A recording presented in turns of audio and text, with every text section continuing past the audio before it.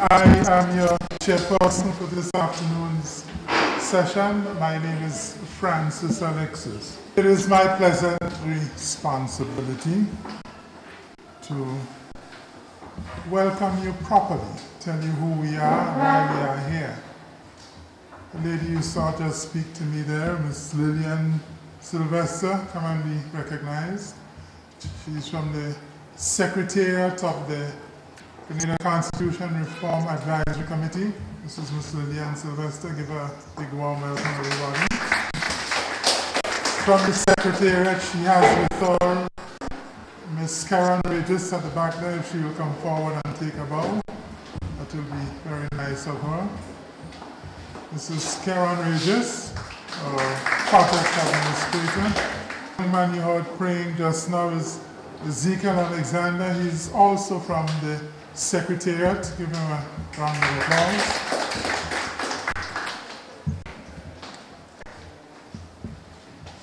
You cannot come to St. Andrews and not particularly recognize Mrs. Nadia Benjamin. It would be an outrage to do that. This is Mrs. Nadia Benjamin, if everybody needed to know. And in a real sense, she is the reason we're here, because we are here to talk about constitution reform. And it was Mrs. Benjamin who helped lead Grenada into independence way back in 1974. It is a tribute to her stick-to-itiveness that she brought us into independence, and she's ready now to take us to a higher level. Give her a big round of applause, please. Very kind of you to come, ma'am. The committee has been holding activities. As a matter of fact, we've come a long way to be here, if you go back to the time of Mrs. Benjamin. But more particularly, back to 1985, we have been having several constitution reform exercises. In 1985, Sir Fred Phillips led a team. 2002, 2006, so to speak, Mr. Justice Lyle St. Paul led a team. 2010, 2013, Professor Randolph McIntosh was doing a redraft. And another highlight was last year, October, there was a national consultation on constitution reform at the Grenada Trade Center. The United Nations was impressed with that activity. People came from all around the country and expressed their views on constitution reform. Whatever your views were, you were allowed to share those views.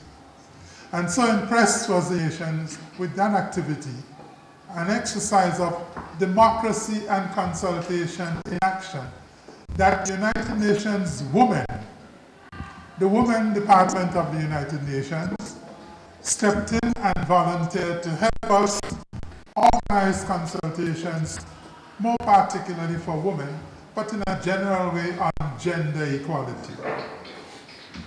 UN Women recognize that in Grenada is an internationally recognized expert on women and gender equality.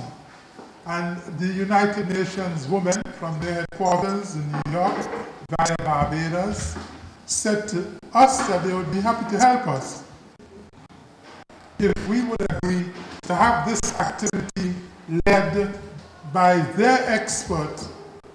And of course we said, well, who is this expert? And they replied, Mrs. Anandril Trotman Joseph, who has had years of leading these activities in Guyana, Barbados, and Trinidad, across the world. As a matter of fact, right now she's contracted to do a number of activities across the region with young people and women. So we are very fortunate indeed to have Mrs.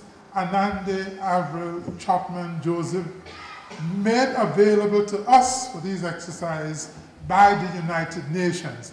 I ask you to give a very big round of applause. Good. You can do much better than that, because I know fresh fish from Grenville gives a lot of energy. Let's give her a big round of applause. her on the head table from the Grenada National Organization of Women is Miss Louise Pascal. Ms. Pascal has a lot of experience in women's affairs, standing up and speaking out on behalf of women fearlessly and putting out a lot of ideas. Ms. Pascal has been in the campaign for women's rights a long time now, and she brings to the discussion a wealth of expertise and viewpoints. And we are equally happy to have Ms. Pascal with us on the head table and generally sharing. Give her a big round of applause to come.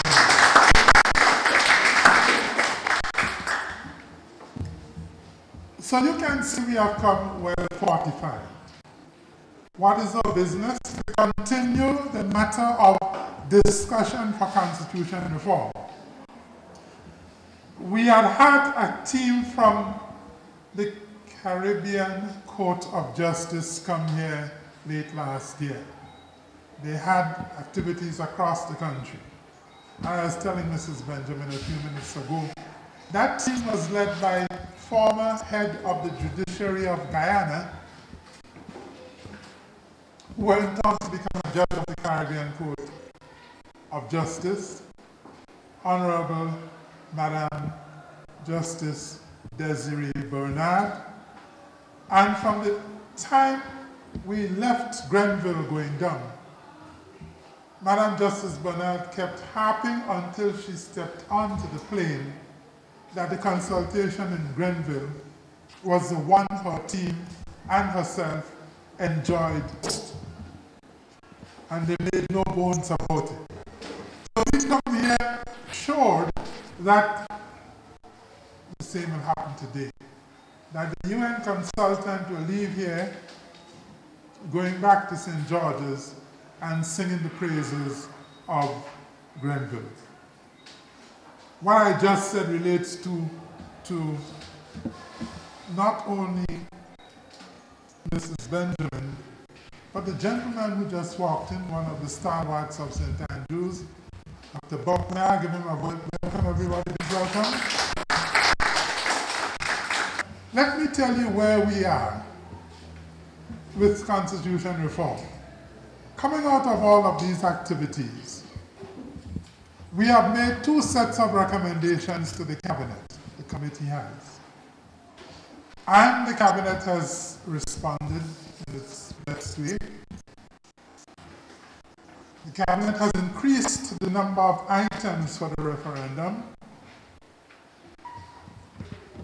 What is being put on the referendum now, apart from what I told you when last I saw you, is that the Governor General will be elected by all the parliamentarians sitting together, no longer handpicked by the Prime Minister alone. Nor will the Prime Minister be able to discern a general. If a complaint is to be made, it will have to be made to a judicial inquiry headed by the Chief Justice, picked by the Chief Justice. They will look into the complaint and report to the same joint body of senators and representatives sitting as an electoral college, so that the Governor General will have some kind of security of tenure. Grenada will be the only country in the whole of the Commonwealth in which the Governor General will have that kind of selection and tenure protection against removal. Also, the Cabinet has agreed that there will be term limits on the Prime Minister, that no one person will be Prime Minister for more than 3 parliamentary terms. There will also be an independent elections and boundaries commission. So we have made some good strides. Those are some of the new items. I'm referring to that to make the point that we want to assure you, whatever you say in here today, will be fully considered. There was a similar program last week in St. George's, and coming out of that activity, new ideas were put on the table for constitution reform. The committee considered them last Saturday and is including them in the draft bills. So be assured, your time spent here this afternoon will be well spent. Your views will be recorded, considered, respected, and chances are you may make a difference for constitutional reform. The person of the moment is our consultant, Mrs. Avril Trotman Joseph. Mrs. Trotman Joseph has been leading developmental groups in Guyana for years. 2000, 2001, they set up there some 5 or so independent rights bodies. One of them nationally was women and gender equality oriented. And it was Mrs. Trotman Joseph who was leading the call for better treatment for women in Guyana. She was also the president of the Guyana Bar Association, one of the biggest and most experienced and respected bars across the Caribbean, indeed across the Commonwealth. We are grateful to our son of the Grenville soil for making sure that never again will we lose Mrs. Trotman Joseph. He took her as his bride, and she is now a Grenadian, and we are very happy about that. She's highly regarded internationally. She's an expert on the United Nations list. I don't know of anybody else in Grenada who is on the United Nations list of experts in any field. I speak subject to correction, but as far as I know, Mrs. Trotman Joseph is the only person in the land who is on the active list of the United Nations list of consultants. We are therefore very happy, ma'am, to have you here with us and to have you sharing your expertise and your experience. Already, your stint has made a difference because we have already amended our bills to take in some of what came out of the first consultation you had last week in St. George's. So we do look forward to your inspiring the people, for them, the people themselves, to give us ideas with which we can go forward. Give a big warm welcome to Mr. Brothers and sisters, I think you would understand why I would say that St. Andrew's is a very special place for me, given that my dear husband is born and raised in this parish. So I have to say that this is my adopted parish as well. And as fate would have it, or fate rather, not faith, faith and fate would have it, I am here with you all this afternoon going into evening to share with you a little bit about the Constitution of Grenada, the Constitution reform process, and why I believe that you are here with us this afternoon. During the course of this afternoon into evening's consultation, and this is one of 3 national consultations, as you heard, sponsored by UN Women.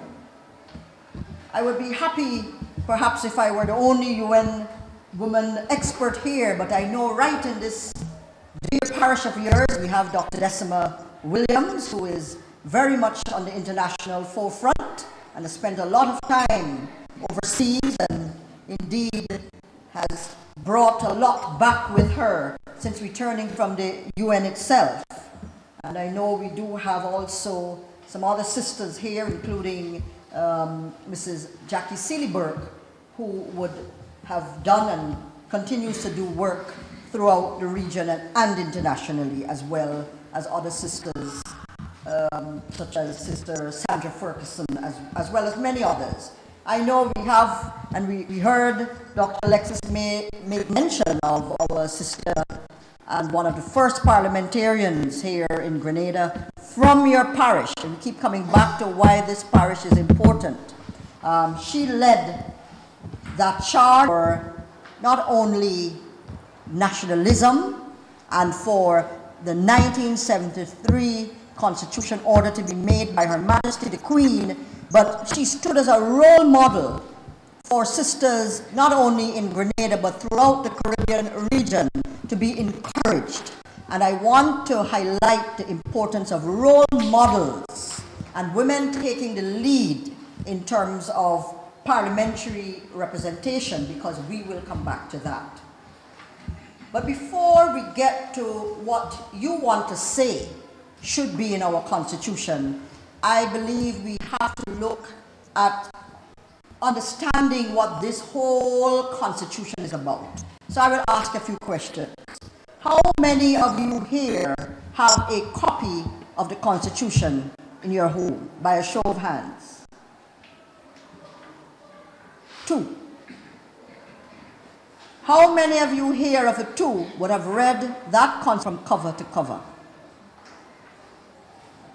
I'm saying all of this not because we're looking to see who is the brightest one here. Yes, we're talking about your constitutional, what we call IQ, but today is also about raising constitutional consciousness. Because if we do not know what this constitution is about and what's in the constitution, well then how can we make informed recommendations to change this constitution? So I guess that's why I'm here with you this afternoon. First, to raise what I call your constitutional consciousness, then to share with you what recommendations already exist and have been forwarded to Cabinet by the Constitution Reform Advisory Committee, and having heard that, what it is you would want to be included in the amended Constitution and what you would want to vote for this year when you go to the referendum as to what should be in this next Constitution. Let me start firstly by telling you why it is so important that you have your say in this next Constitution. 41 years ago, roughly come this next independence here in February, Grenada would have received a constitution order which said how Grenada should be governed, that it should have a Governor General, that it should have a parliament, that the people of Grenada should have fundamental rights and freedoms. How many of you were there at that, during that wave of saying we want to be independent, that wave of nationalism? By a show of hands, show us how many of you were around 41 years ago. Okay, how many of you had the opportunity to make a recommendation 41 years ago as to what should go into that constitution? No one. I think I am making the point that for the first time in the history of Grenada, we have a golden opportunity that may not come again in our lifetimes. I don't see young people out here this evening because this really is our legacy to them. The legacy for Grenada's future, for Grenada's children, and your future descendants. So when we are speaking constitution reform and the recommendations and the amendments that we would want, we have to take the politics out of this. Yes, within a constitution, we would have political arrangements. It speaks to having a leader of government, a leader of opposition, and so on and so on. So yes, but to do this, we all, irrespective of which political party we support or even represent here this evening, we have to put indeed Grenada first. Let's take the emotional aspect out of it, because if we don't even understand what is the Constitution, we need to put our heads together this evening, get down to understanding what is there, what is the document that we're talking about, and what we want to get into that Constitution. Now, this particular Constitution reform consultation is aimed particularly at women, but also men. The reason why this consultation, is aimed at women is because women's voices throughout the processes that we're hearing Dr. Alexis speak about, headed by different, very, very eminent leaders of our society, including Dr. Lyle Paul, Professor Simeon McIntosh, and now I think there was one other, Sir Fred Phillips, who, though not a son of the soil, is a son of the waters, the sub-region of the OECS, of which Grenada is state. And now someone who by no ordinary chance has been elevated to become a Queen's Counsel of the state of Grenada, who has acted as the Prime Minister of this nation, has led political action and parties in this country, now chairs this process, 41 years long. He has written a book. He is the world expert on Caribbean constitutions, in particular the Grenadian Constitution. So we have with us a living legacy here this evening, who with me will field your questions. Because I'm saying that we have found that women's voices have been largely absent and silent in this process. However, we know that women represent, well, let's say females, because we're talking girls as well, represent at least or approximately half of Grenada's population. We also know it is very fashionable for women through their organizations and in their own rights to complain bitterly that there are only men in Parliament passing all of these laws that have no regard for them and their sensitivities.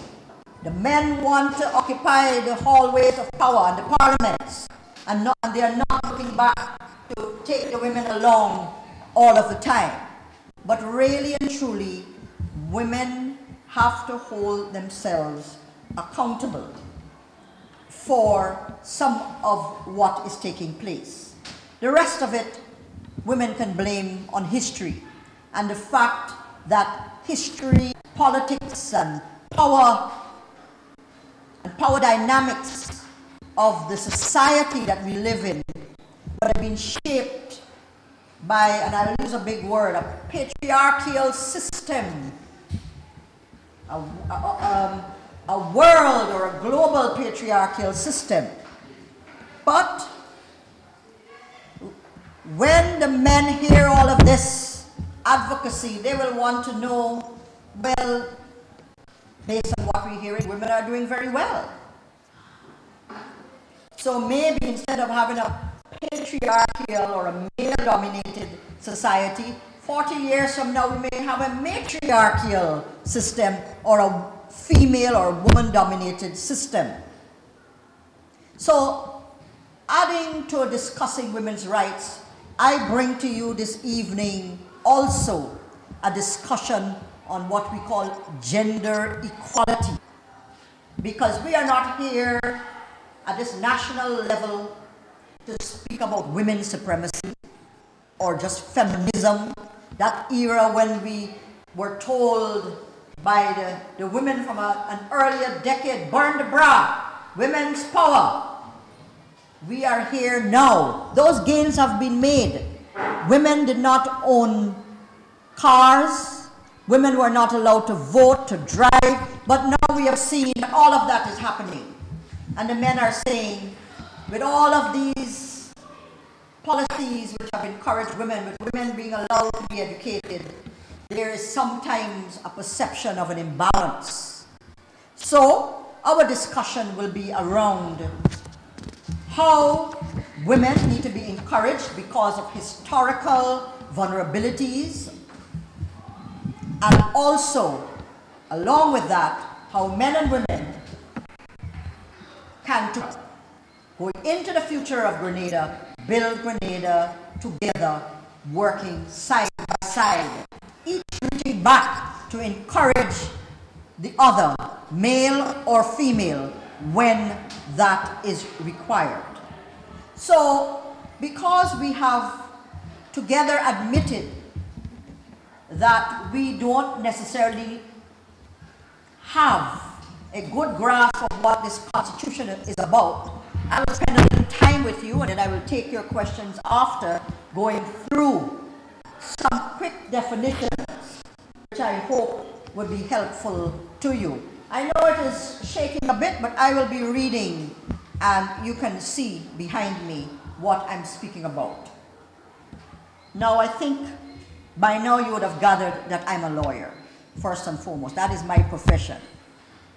And I think the reason I'm here with you, and perhaps Dr. Alexis is the chair of the Constitution Revisory Commission, he being a lawyer and a Queen's Counsel and an eminent jurist on constitutions, is because this Constitution that we're speaking about, as you see, is a legal document.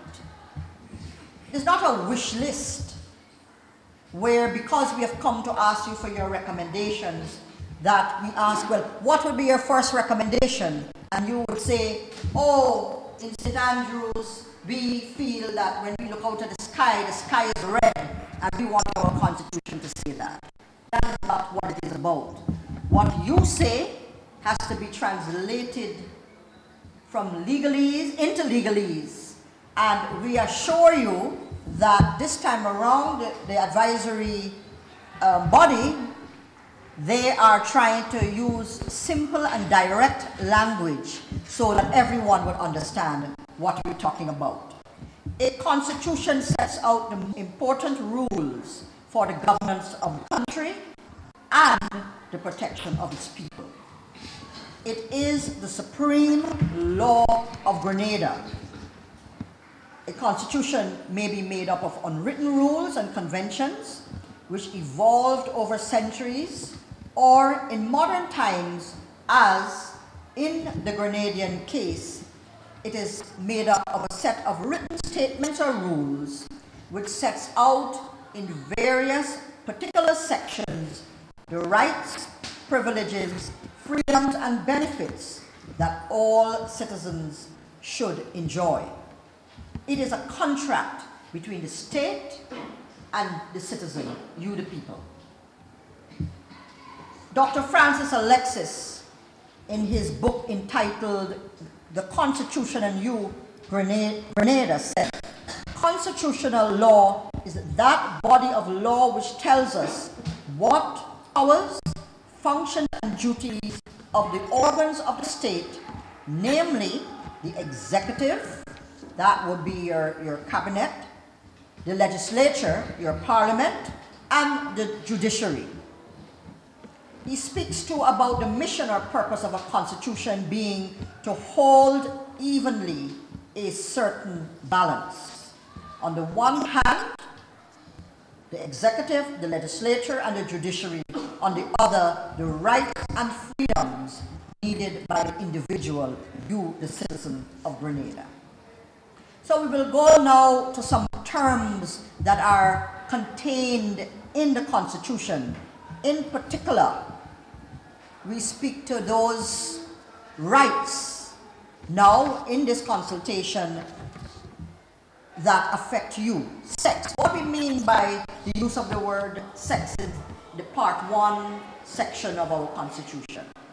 Sex in the Constitution, very simply for your purposes, means either male or female, the biological difference between us. Then we have section 13.3, and I will read a little bit of section 13.3 of our Constitution. It speaks to you, the citizens, being protected against discrimination based, and it tells us what the present classes or categories of protection are by description. Race, your place of origin. So for example, you are from St. Andrews. You might say that you are a rural parish in some regards. Not all regards, some regards, because you had the first airport here at Pearls. So you might say for some reasons, being more rural in nature, if government policy are not addressing your rural needs, well then your place of origin, and that's just one of the examples, might be a reason for discrimination. Your political opinions, it doesn't matter what your political opinions are. That should not mean that you should be discriminated. Your color, dark, light brown, chocolate brown, charcoal, fair, that is not a reason for discrimination. Creed or sex. So these are some of the categories that are protected. So these are some of the categories. So I'll go on quickly to a quick discussion about gender, because I threw out the word gender equality. So gender means, as defined by Charles Worth and Chinkin in their text, the International Legal System, the ascribed social nature of the distinctions between women and men, and it draws attention to aspects of social relations that are culturally contingent and without foundation in biological necessity. Let's break that down, that text down just a bit. It just means, very simply, that when we are born, if we are girls, very often we are placed in nice little pink days. 41 years ago, they would have called them shimmies, little outfits. Now they're more pink rompers. And the boys, they would be put in blue little shimmies or shifts, little blue booties, blue hats, woolen hats. As they got a little older, the girls would be given little dolls, and the boys would be given little guns.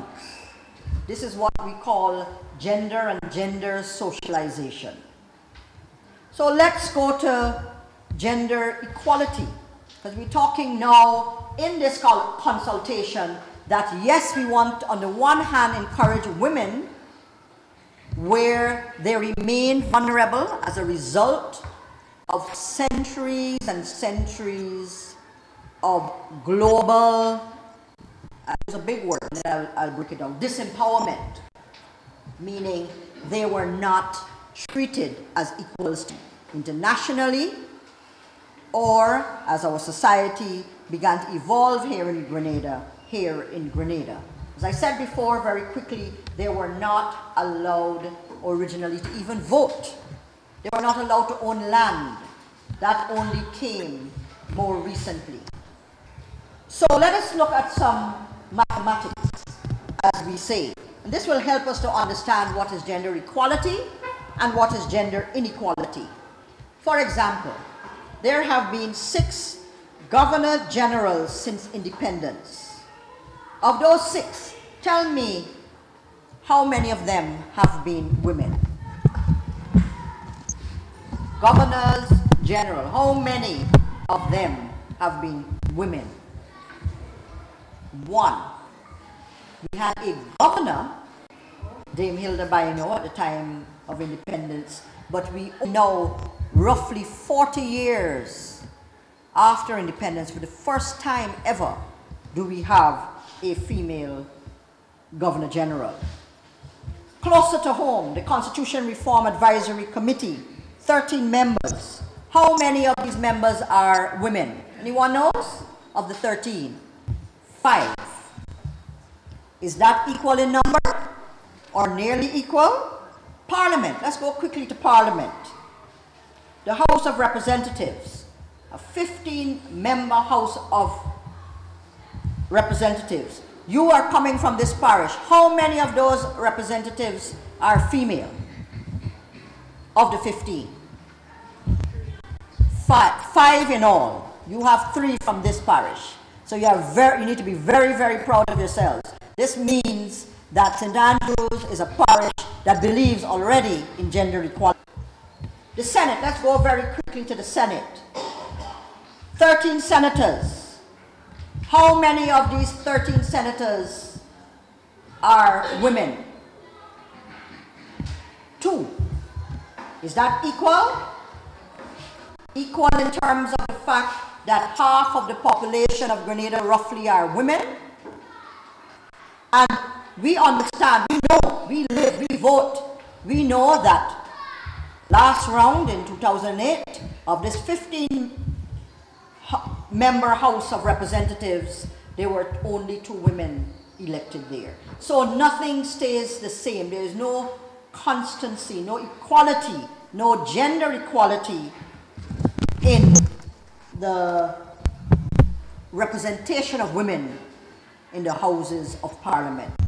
So I will pause briefly now to take your questions or quick comments. So we will go back. I think I will just treat with this in the interest of gender equality after I would have heard if there are any questions. No questions? Yes, please. How would you treat female men and male women? There seems to be that growing concern. Well, biologically speaking, until the law is changed and we are not so advised, I would suggest that we concentrate this evening. I'm not brushing it under the table because it might come back or under the carpet. But that is why I explained, for the purposes of our law, our highest law, sex means male, meaning biologically male, or female, or biologically female. As far as I know, the laws of the land do not allow for the definitions of transgender or others. In this reform process, we have not had a groundswell coming from you the people to have us consider that. So it seems, because that is what the Constitution reform process is about, it is responsive to what you tell the committee and its consultants, who in turn tell the government, as your translator, that this is what the people want. We have had a presentation at the last national consultation where it was put that some consideration to the inclusion of the term sexual orientation into that definition of discrimination, those groups that needed to be protected that I spoke about. But we have not had a groundswell from you, the people. I don't know, you've raised it, if there's anyone here who wants to make that case this afternoon, because if you want to make that case, we have to listen. If not, as presently advised, we are going along with what the Constitution presently says: man, woman, male, female. That will help us to define sex and gender, meaning femininity and masculinity, gender behaviors, as I described before: pink dress, a gun, and so on and so on. I've answered that question, at least for now. It may come up again as we go on this evening. So as I said, this will be the last definition I believe I would share with you before we continue on. Constitution review or reform. And I'm particularly emphasizing this definition because I'm a believer in gender equality. And the quotation comes actually from my dear husband, Dr. Lawrence Joseph, son of St. Andrews, during his presentation at the last national consultation of the Constitution Reform Advisory Committee, which he has defined as, this is what we are doing here this afternoon, reforming the Constitution or reviewing the Constitution as is the mandate of the government of Grenada. Defined as the process of examining a constitution with the aid of consultations with the general, us, you, us, for the purpose of making either of the following recommendations to the government. A, we can say, leave the constitution unchanged, as it may be regarded as being quite effective and efficient. We can say this afternoon here in St. Andrews that you want the Constitution Reform Advisory Committee to transmit to the government, and they have made certain transmissions of recommendations coming from you, the people, already, certain amendments to certain provisions that exist in the Constitution in order to make it more effective and efficient, or have a complete reform of the Constitution if there is total dissatisfaction with its functions. What do you think that you would want to do this afternoon, having heard this definition, or these sub-definitions of the process that we are actually undertaking here this afternoon into evening? Seems to me that we're looking at B, make certain amendments to certain provisions in order to make it more effective and efficient. And I only say that because I hear your silence, and I don't see any picketing going on out there, or any busloads of people lobbying and chanting, saying, abolish the whole Constitution and let's have a new one. We are totally dissatisfied with its arrangements. And we're not getting that sense coming through from this reform process. So at this point, what I will say is that having shared with you all of that, we will now ask once again whether you have any other questions or comments before I complete this aspect of the presentation, this part one of this presentation. Please. Do you think that the general public, as we the people, really understand or know enough about the Constitution to even make a decision or a response? Have you sort of simplified it enough so that, say that the school children that are wrong are the bigger ones, that this was nothing more than the thing that it doesn't mean anything to them? Have you educated we the people, the poor people, enough to know something about the Constitution? I will just ask Dr. Alexis to tell us how many consultations this commission has had since it started its work. And then you will tell me whether you think that the Reform Advisory Committee is really reaping what it is sowing. And the reason I'm saying this, and that is why the UN Women asked us to come back. When I say us, I am now the consultant, the person, the facilitator who has been asked to come back again to ask the men and the women, what do you want to see in your Constitution about women's rights and gender rights and the future of the nation. We live in an age that is now being defined as being highlighted or characterized, I'm trying to keep my language simple, by what is called digital dementia. If not on the tablet, if it is not on the cell phone, the mobile, people have zoned out. It has now been diagnosed as a medical problem, similar to Alzheimer's, starting with young people in their teens, as digital dementia. Google it and you will see. I'm saying that to say, and Dr. Alexis, when he replaces me shortly at this podium, will tell you how many sessions, how many times they've come into this parish on these issues of constitutional reform. And that a national consultation was held last year on these issues. You, the people, have to do your part, have to read those constitutions. I don't know how much they cost at the government printer, but I know it does not exceed $100. I don't even think it exceeds $50. Correct me if I'm wrong. Let me ask a question.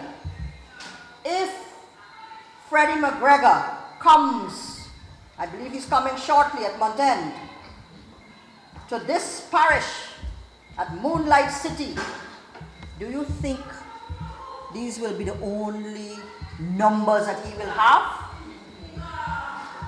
This is the people's business, not only the government's business. The government is doing their part.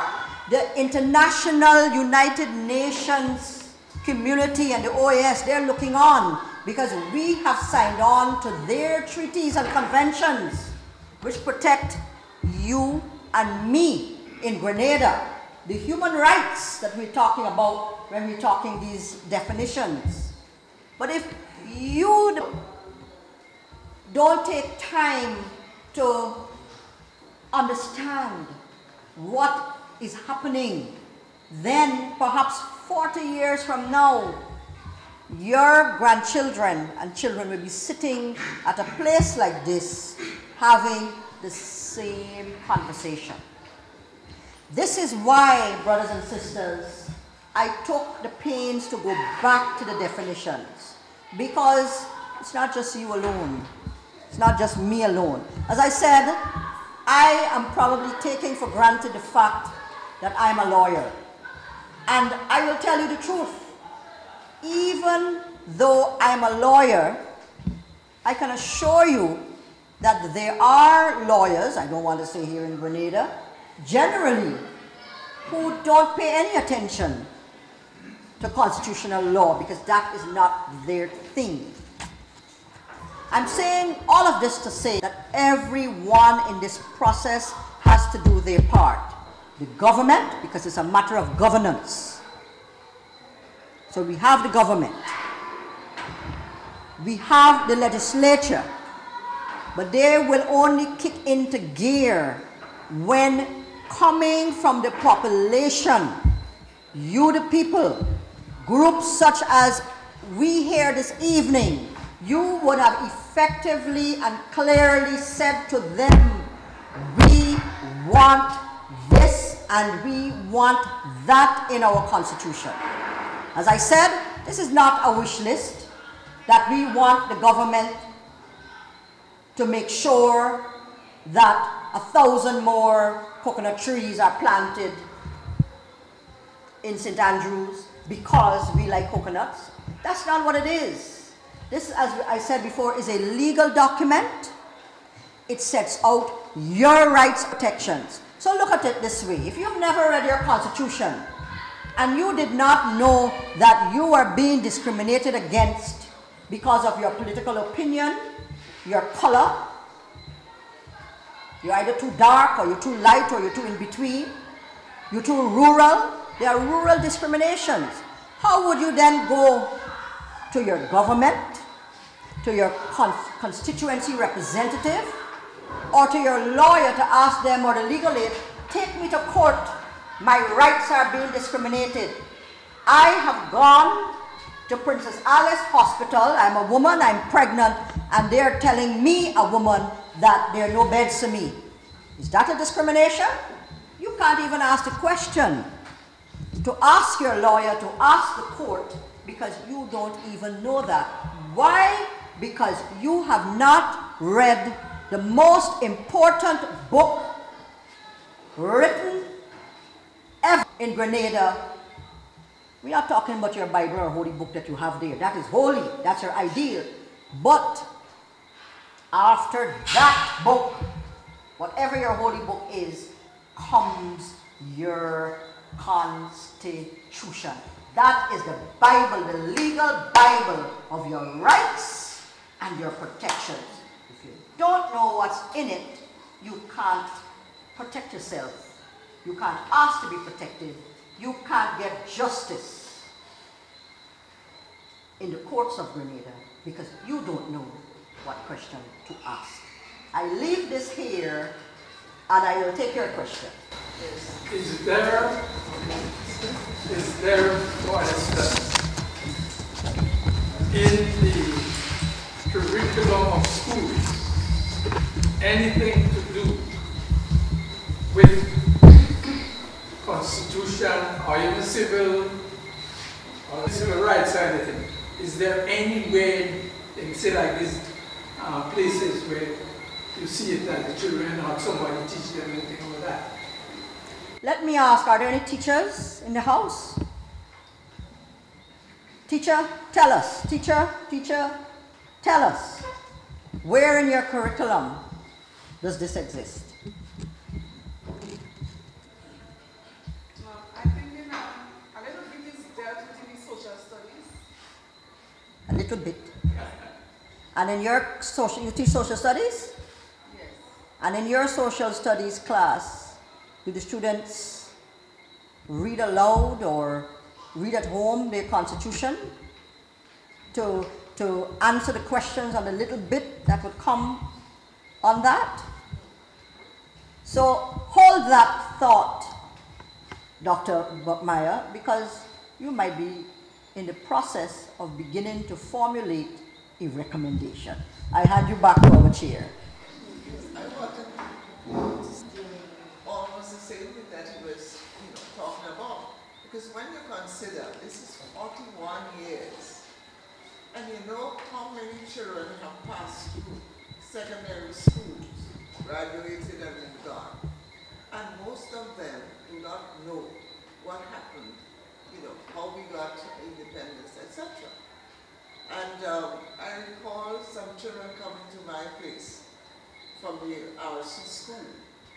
They wanted to learn something about the past and the independence, etc.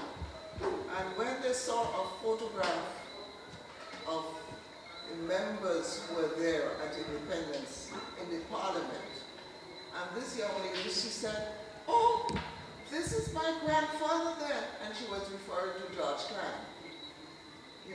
So the children in school, they do not know, or they were not told. As a matter of fact, after the revolution, the Constitution was sort of clamped down. So a lot of these things taught to the children. What happened in the past, good or bad, history must be told. And this is my problem all the time. Why are we not passing on the information, the knowledge that the children should learn? Now you're talking now about Constitution, and we want to change what was there before. But the children should have had some sort of grounding, and now we as adults, communicate with them and give all the changes that we would like to see in the Constitution. Bearing in mind that when we got the Constitution in '74, we were not told what was in the Constitution then, right? But over the years, we saw there are many things that we saw were not right in the Constitution that should be changed. For instance, as we spoke about women, we should have a percentage or equal percentage in the party. Ms. Benjamin, hold that thought, because that may be another recommendation in the making. I'll hand you back to the chair as I end this first segment. I was saying, Honorable Minister, earlier on, that when the CCJ team came to Grenville, they went up most delighted about the consultations, and they said so loud and clear. And ma'am, you contributed to that in no small measure, because you did organize to have a bus sent here, and I take the opportunity to thank you publicly for your great mission. Give her a big round of applause. As Mrs. Stratton and Joseph was saying, it is a joy to see you two ladies sitting next to each other here indeed. The lady who took us into independence and the lady who will take us to the next stage of constitutional reform. Where is the camera? Don't you have the cameras to take this moment here, please? Oh. Very well. What we shall do going forward is, as soon as you catch your breath, Honorable Minister, which I hope is now, we'll invite you to come and speak to us. And after you speak to us, we'll ask Ms. Pascal to take the baton forward, and then we will have what we call an interactive session. Peckamel, everybody continue the questions. But just before that, Dr. Buckmeyer, you ask, among other things, do the people know enough of the Constitution? Since 1973, I have been teaching constitutional law at the university. I do so now only to postgraduate students by internet every week. I talk to students all across the Caribbean on constitutional law. And every time I have a session, every time I mark examination scripts, I learn more about the Constitution. Therefore, I will not expect everybody to know enough about the Constitution. If I, a law teacher, don't know enough, how can I expect other people to know enough? Know enough for what purpose? I will say we know enough for the purpose of coming up with proposals for constitutional reform. One of the most encouraging things about this exercise as we go across the country is that you may be surprised at the worth and the value of proposals coming out of the salt of the earth for constitutional reform. Don't have to be a doctor in constitutional law to do that. People across the length and breadth of the country are coming up with ideas we ourselves never thought of.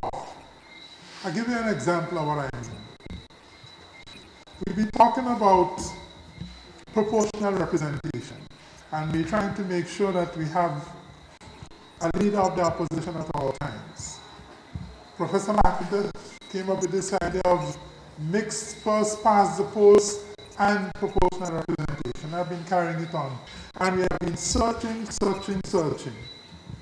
One day we went to a certain exercise, and a person who's not a lawyer said, well, why can't we have a system in which the Governor General, in the same way that Her Excellency chooses the Prime Minister, also could choose the leader of the opposition from the political party which got the most votes in the election other than the ruling party, if the ruling party got all of the seats in the House.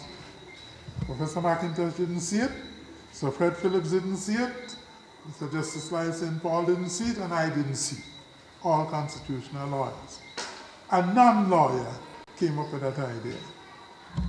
So people are coming up with ideas across the country. So I would answer your question by saying, bear in mind it is being admitted by all people who are answering honestly that they have never in this country, never, excuse me, Mrs. Benjamin, they have never seen so many people across the country taking part in discussions on constitutional reform as they are seeing now. How many sessions have we had? We have had over 50 public consultations across the country, beginning February last year to now.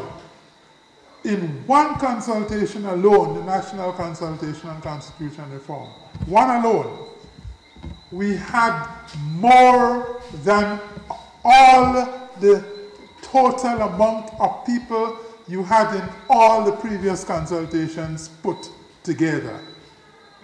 In one consultation, the National Consultation.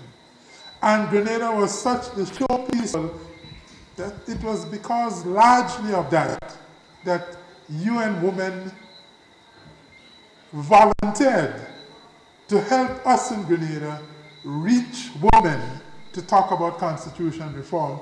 And it was UN Women globally who offered the services of Mrs. Trotman Joseph.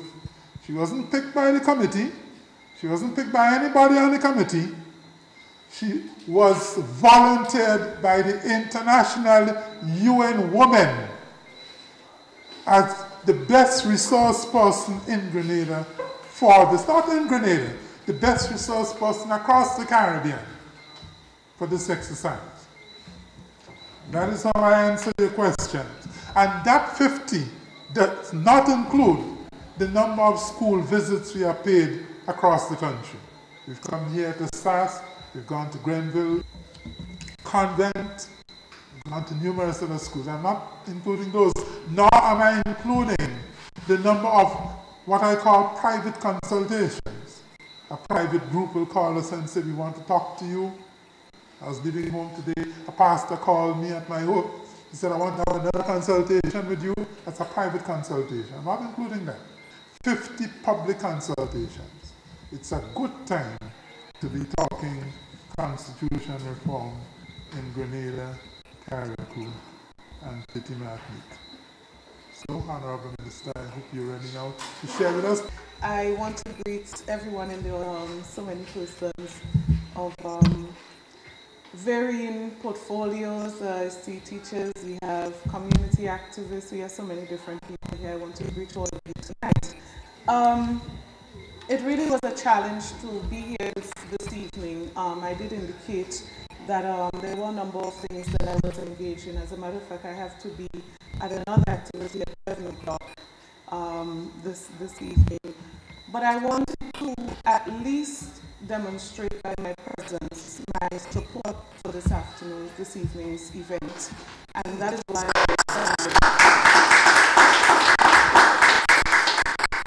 I went out of the way to make sure I can at least spend 15 minutes or so with you. I walked in during a very interesting contribution from the floor, and I just want to probably add a couple quick comments to this. I noted very well your concern or your thinking that women should be at home taking care of the babies. And I always say I have absolutely no difficulty with that, quite frankly. I don't mind staying home, I don't mind taking care of the babies, but then my husband must be able to give me a check every month for the value of what I'm getting now working, and he must also pay for the value of the pride and the sense of satisfaction that I feel being able to work. So I don't think the difficulty is staying at home, but there's so much more to being able to make a contribution to the development of society. It's far more than just working or far more than just being home. So I really want to say how important the role of women is in the development of a nation. So it goes far beyond the boundaries. Issue with regards to women not being, and I remember a comment with regards to pregnancy, and I actually laughed because it did appear to be a very strange thing to see me 9 months pregnant in the parliament. I don't think it was a very common sight at all. And sometimes you might feel very, very, very, very excited and proud about that because I sort of broke tradition. My last son, Christoph, and just to probably say to you that nothing is really wrong with women in that area. My last son, Christoph, I was scheduled for a cesarean the Wednesday, and I went to work the Wednesday morning. I drove myself to work the Wednesday morning, worked until 5 p.m., and then drove myself to the hospital to do a cesarean the next morning. I don't remember taking a day's sick leave. I don't remember taking a day off from work because of the pregnancy. We have, very few cases of women who have very sick periods during their pregnancy, but generally speaking, I believe as women we are very strong, and in spite of our pregnant state, we are still able to contribute in a very significant way. So I know you have not had the experience, and maybe if you did, you might understand what I'm saying. So I don't think you should be too worried about that. We can and we always do.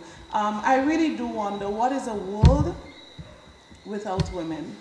What would be a world without women and the role that women play in our society, the balance that women bring in our society? And that is why what you're doing this evening is so very important. Because if only men contribute to this process, the process would be incomplete. It will be incomplete. I want to really encourage us this evening, particularly the women who are here, that sometimes we underestimate the role that plays. Sometimes we underestimate the importance of the role that we play in our society. And I want to give you the assurance that this process, the government could have decided that we are not proceeding with constitution reform. It was a choice of the government of Grenada to proceed, and to proceed in what I consider to be such a massive way. Government would have appointed a committee headed by Dr. Francis Alexis, quite competent and capable, and a competent team, I believe, working together with him. And the political will is there. The committee has reported to the Cabinet on more than one occasion. Cabinet has given its support to the process. I want to encourage us this afternoon that we ought not to take an important issue as constitution reform and turn it into a partisan political issue. Meaning that I believe sometimes we sidetrack and we lose sight of the real important issues. And sometimes everything we cloud with political issues, and we make politics out of very, very important things. And I want to say to us this afternoon that constitution reform is not just about us today, but it's about our children and our grandchildren that probably are not even yet here. We have an opportunity to shape the principles that govern this country. We have an opportunity to say that we met things, we don't know the genesis of some of them, but we have an opportunity to say what we want to continue with, what we want to change, what we want to add. And I think it's such a great thing to know that you can be part of that process. And I believe it should be a proud moment for every Grenadian, woman, man, everybody, to know that they have a part to play in this. Sometimes as women, we take a back seat and we allow men to carry on with certain things that we believe is men's zone and men focus and men area that they must concentrate on, and we would just follow suit. I want to say to the women this evening that this is a very important issue that requires every sector of our society to be involved. Every sector of our society, and there must be a balance. There must be a balance, male, female. There must be a balance. We should view this just as important as any other important national event that we contribute or we participate in. I really want to encourage us in a very serious way, and I'm quite sure every one of us here is coming from a home. And we are coming from a home where we have young people, we're coming from a home where we have young women, young men.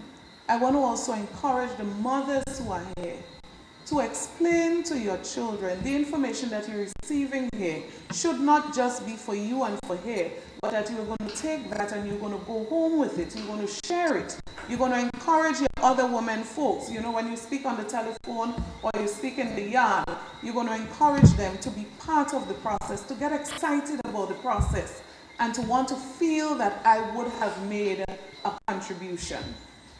I really want to appeal to us this evening of the important opportunity that we have to make a difference in directing our country from here forward. I want to use this opportunity too to commend Dr. Alexis and his team for the work that they started and what they are doing. I want to commend Mrs. Strotman Joseph for the work that she is also doing, and my dear friend, Ms. Pascal, as it relates to women's involvement. I endorse 100% the importance of women in this process, and I trust that our men here will be true men, and they would also push and support the involvement of women and young people in this process because of the importance. I want to wish you all the best and to say to you, this is too important. It is too important for us to take it lightly, and whatever we can do in our individual capacities, we should do it to ensure that the process remains about Grenada, that the process does not become about an individual, whether it's about a prime minister or opposition leader or a member of the Senate. Let the process be about Grenada. What is in the best interest of Grenada, Carriacou, and Peter Martinique. So I want to thank you for coming out. I want to thank you for your participation and to say you are doing the right thing to support constitution reform. Thank you so much.